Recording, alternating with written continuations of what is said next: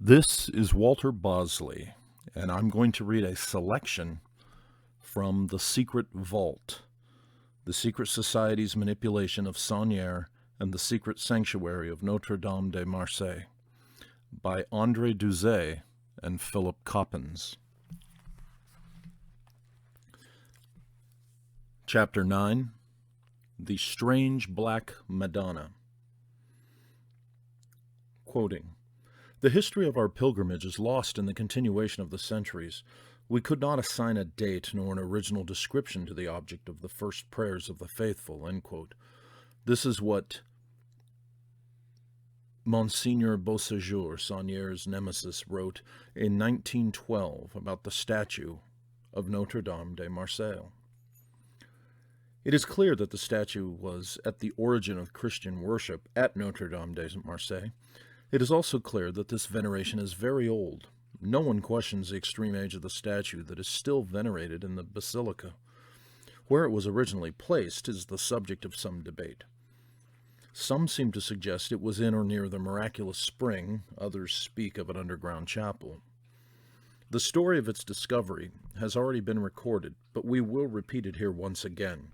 Quoting, "At one time in the quite remote past, a plowman who cultivated his field on the slope of Marcellin saw his ox stop, as if halted by an invisible obstacle. He pushed it in vain to urge it on, but it stood stock still and resisted every prodding.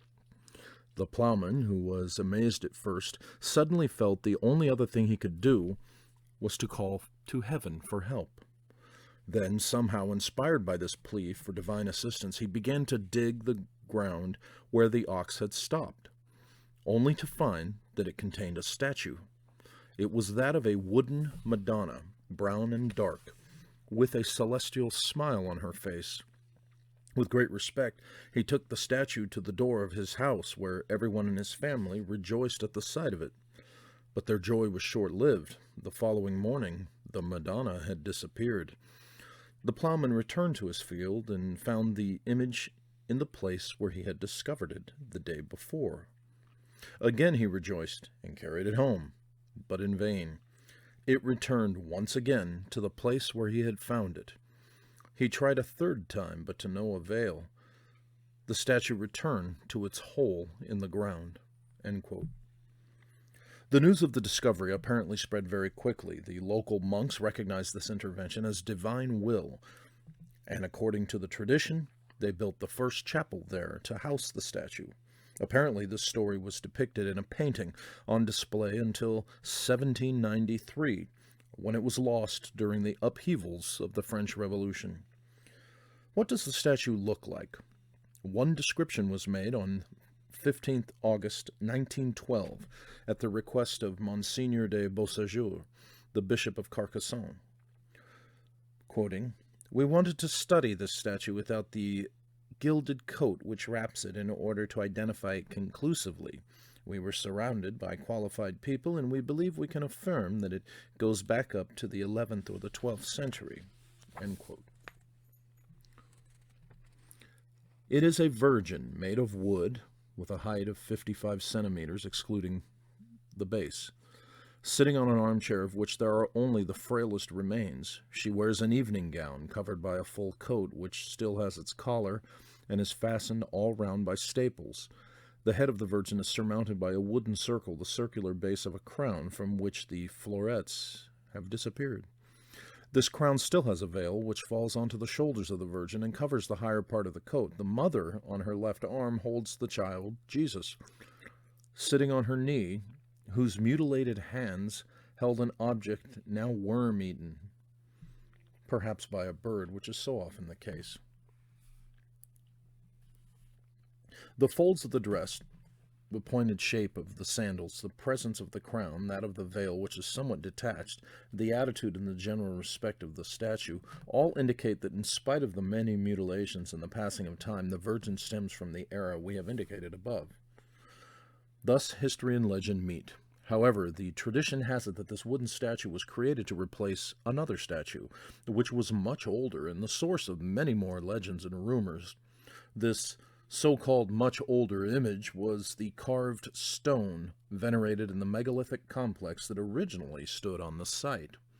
However, unless there are some remains left in the miraculous spring which has now been built over, there is no way for us to know the truth about the carving or the details of what it showed. To this we need to add that often in times of war or social turmoil, religious or historical treasures are often secreted in hiding places, often underground. After some time, their exact hiding place is often forgotten, and the original treasure is replaced with a more recent reproduction. In the case of Notre Dame de Marseille, we need to consider whether in this scenario the hiding place was a hastily dug pit, the exact location of which was consequently lost, either by design or accident, or whether it was safely placed in an underground complex, the existence of which was known to only a handful of people.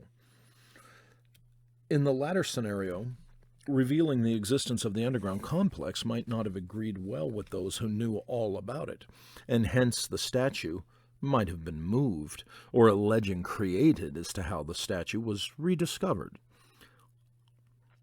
It might seem that way at the moment, but the above discussion of the substitution is not idle chatter. The issue was raised by Monsignor de Rebay, who included a very significant and enigmatic detail in a confidential letter he had addressed to a correspondent whose function was carefully excluded. We found reference to the document in a letter of 21st July 1641 in the files of Alain Marquis de Save, also published in the Annals of Maurice Mou in 1755 in Toulouse. These documents and logic suggest that it was not divine intervention, but a carefully planned out project. Playing devil's advocate for the moment, we should state that if the statue had been there for a long time, and it was indeed divine intervention, why had the ox not stopped there earlier? Idle speculation again, but given the extraordinary circumstances of the so-called official story, is that version likely? More likely, our plowman would be part of a plan to identify his field as the setting for a so-called divine intervention. If the purpose of the project was to build a shelter for the statue, then the plowman might have been given money in return for his loss of income. But there might be more to this than just an exchange of property for money. The field might actually have been located on top of an underground complex, which obviously must have had an access. The building could therefore be built on top of this underground complex to guarantee that access to the complex was strictly regulated or cut off. Thus, the quick erection of the building would make sure that the existence of the underground complex remained a carefully guarded secret. Obviously, if anyone knew of such an entrance, it would be our plowman. After all, he spent most of his time in the area, and he would notice any strange rocks or cavities in or near his field. Once the shelter was in place, there would no longer be any possibility that anyone might accidentally stumble across the access to the underground complex. Monsignor de Rebay visited Notre Dame de Marseille. It has to be said that the bishop's coming was justified from the point of view that he seemed to be carrying out certain checks, inspecting certain details that apparently could only be performed on site. His report reads that during his visit he was able to discover elements that seemed to reveal to him what was there, and which should not be revealed to the public at large at any cost. This meant that 3 statues had to be removed from the site, as they were not decent, as they said. But that is not all. The 3 images were not destroyed. Their fate was contrary of that of the Black Madonna. They were put into a hole in the ground to be forgotten. Note that de Rebay states specifically they should not be destroyed but buried. It suggests he either knew their value or respected it, and though he did not want them to be revealed publicly, neither did he want them to be destroyed. But there is another question. Why did he not remove them from the area of Notre Dame de Marseille? Take them somewhere else. Furthermore, what was so indecent about these statues? Although a devout Catholic might have been surprised to learn that Christian churches were built on pagan sites, de Rebay and many others knew their history and were familiar with how so-called indecent pagan statues were often found near churches, evidence of their former use. Still, either de Rebay had great respect for the pagan origins of the sites, or somehow these statues were more important than most. Perhaps de Rebay was more pagan than Christian. He had to follow orders and make sure the statues were not discovered again, but at the same time they would remain on site to essentially paganly empower the Christian sanctuary. Another dignitary of the church, Monsignor de Grignon, applied the same technique. He also discovered stone statues and decided to rebury them. This practice is bizarre. It is as if the statues are indeed important, but at the same time revealing. Taking them elsewhere might have resulted in more questions or observations from certain people with some knowledge who might not be allowed to know, so to speak. It seems as if the statues had to be retained, as if they would have some future purpose, literally. It feels as if they were important, but that their accidental discovery was not at the right time, which was deemed to be later. In theory, this means that from the 17th century onward, the area around the basilica was a discovery waiting to happen.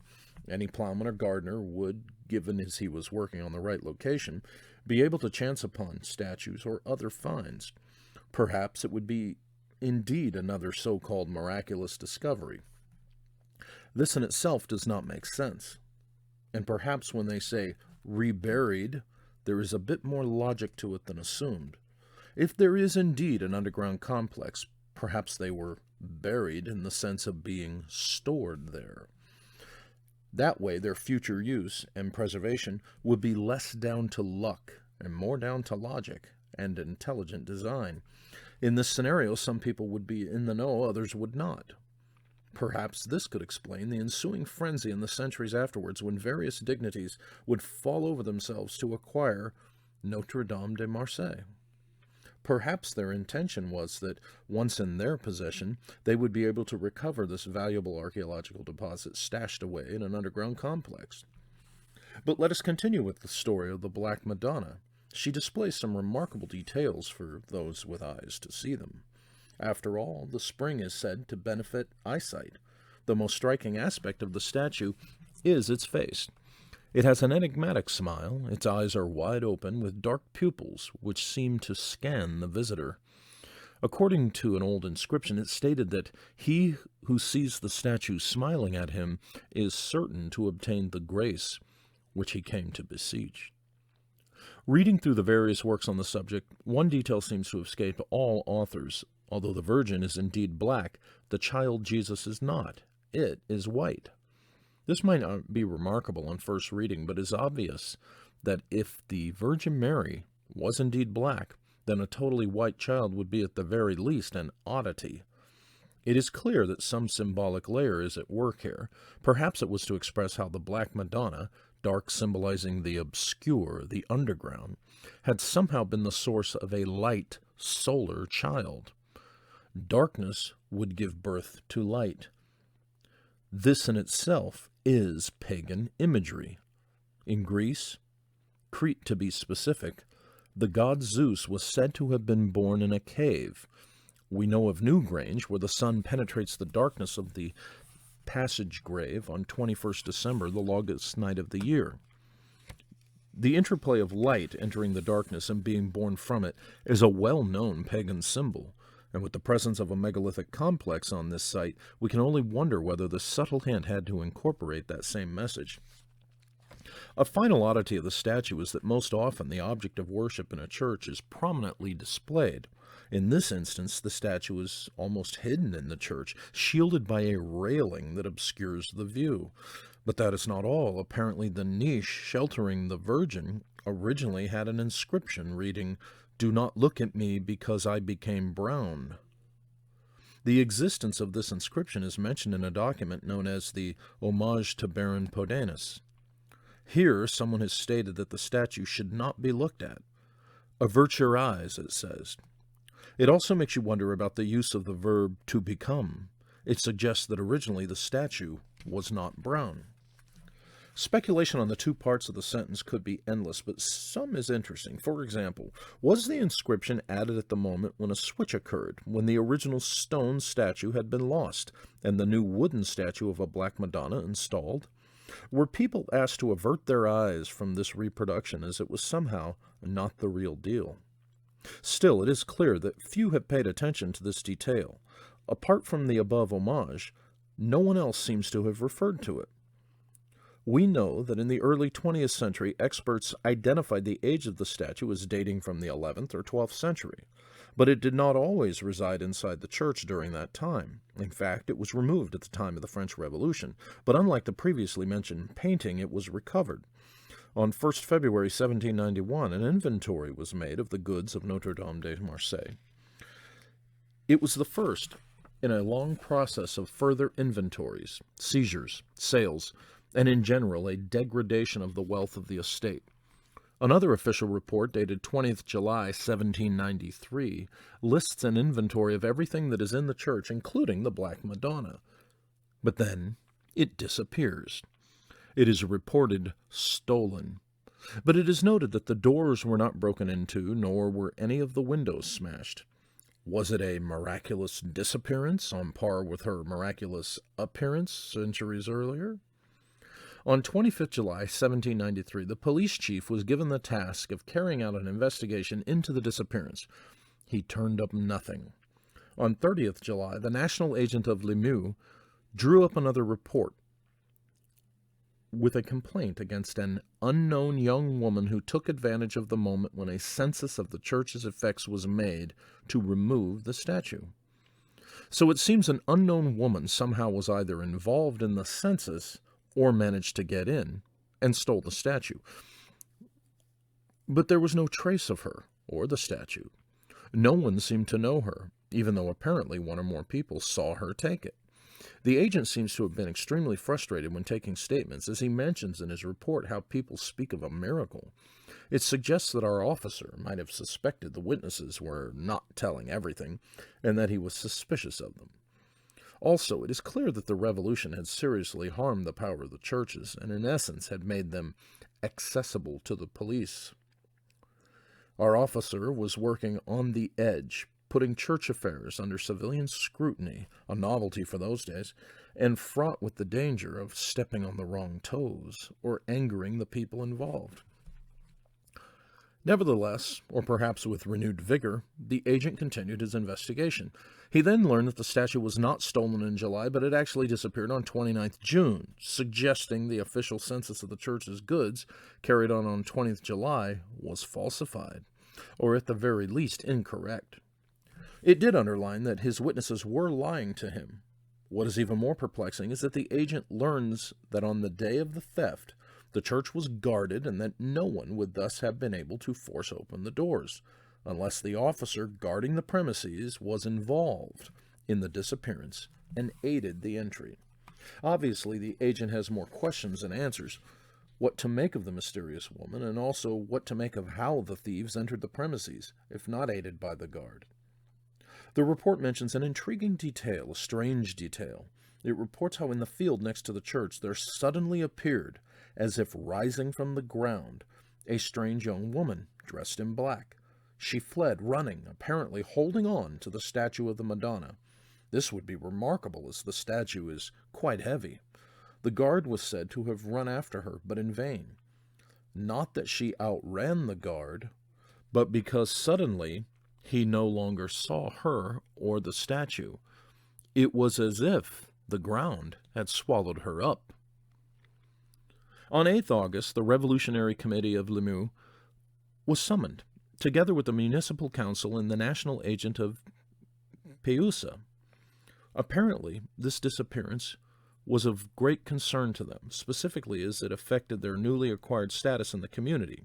It seems that the inhabitants were more and more worried about its disappearance.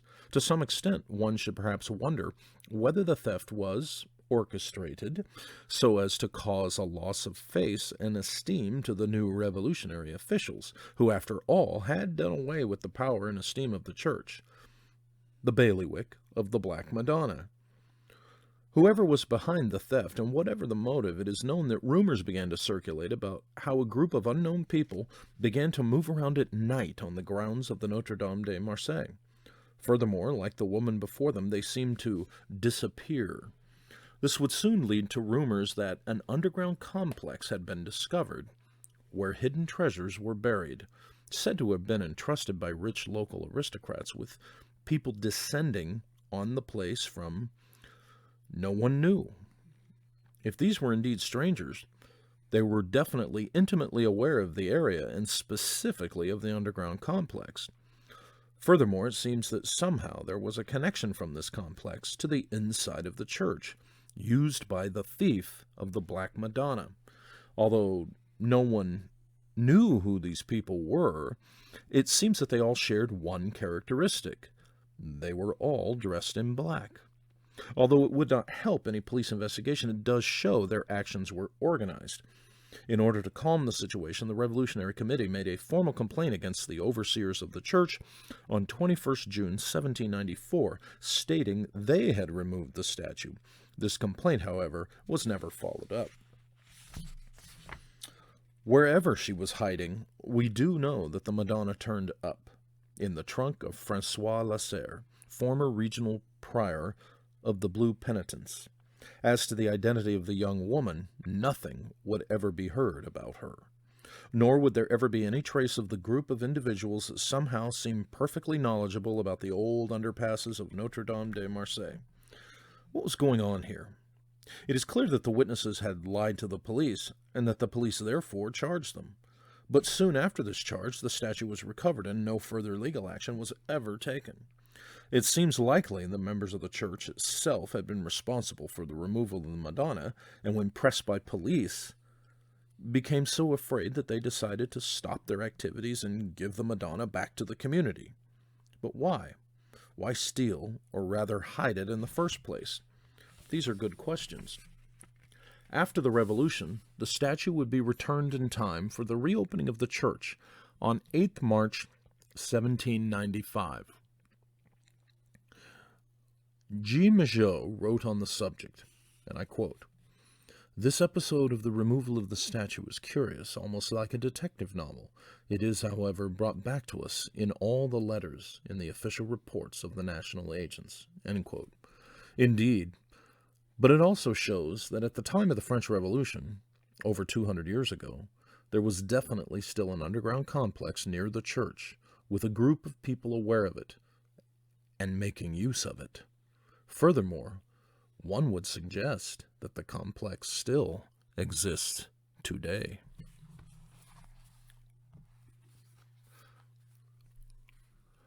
This is Walter Bosley, and I've just read a selection from The Secret Vault by André Douzet and Philip Coppens.